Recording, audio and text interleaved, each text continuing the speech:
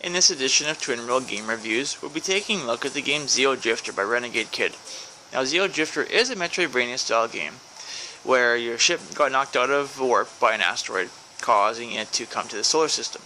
Your warp core crystal has shattered, unfortunately, and so now you need to go and find another one. So we're going to go ahead and go into the first level here. Now before I do, I'm going to show you the bottom screen, so if you don't want to see spoilers, go ahead and look away. So on the bottom screen, you can see my maps, which have already been completed. And you see quite a bit of stuff on the maps. And on the middle there, on the sides, is my 6 different items I've collected from the bosses, along with different weapon upgrades that you can do on the bottom part of the screen by collecting like weapon points. And so the triple beam is an alternating beam. It alternates between straight and angled. I found it to be useless for the most part, so they could have taken that out of the game. Same with the first one, which basically speeds your shot up. Didn't find it useful. The middle two, I would say, are the most useful there. The rapid fire and the damage enhancer. The wave beam on the end, was kind of handy. Could have done without it, but it's that I actually saw myself going to. So I'm back on the top screens, and so we're going to go ahead and show you some of the game. And so we're just going to go into here. As you can see, the graphics right away look like Metroid. If Metroid was Austin Powers, this would be Mini-Me. That's how good this game is compared with the actual Metroid series for the NES and SNES. The art, I really love the art style. The graphics look really nice. Sound effects, music. The controls are fairly tight, so that is good.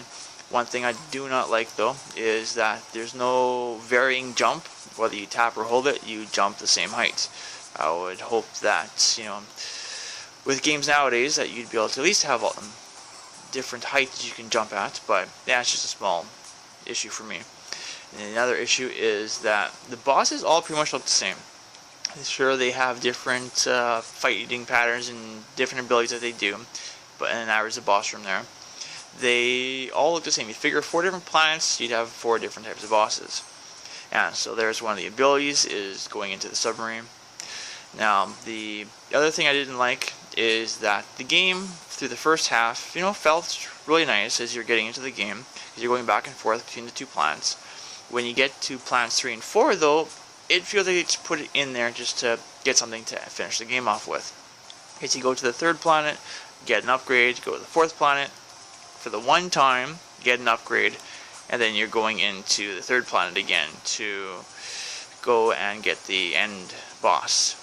And so, to me, it doesn't make sense why you'd be going back and forth between 2 planets for the first half of the game, getting things going, and then just, boom, planets 3 and 4 and you're done. So I felt like it was kind of just rushed through at the end there. Apart from that, though, the game has been really fun. Good presentation. I really have enjoyed this game. Going through this game makes you want more. That's just it. I beat it in a couple hours, and it's like, that's it. I want to play some more. And so for this, I would definitely have to give it an 8.5 out of 10. And that's it for this review.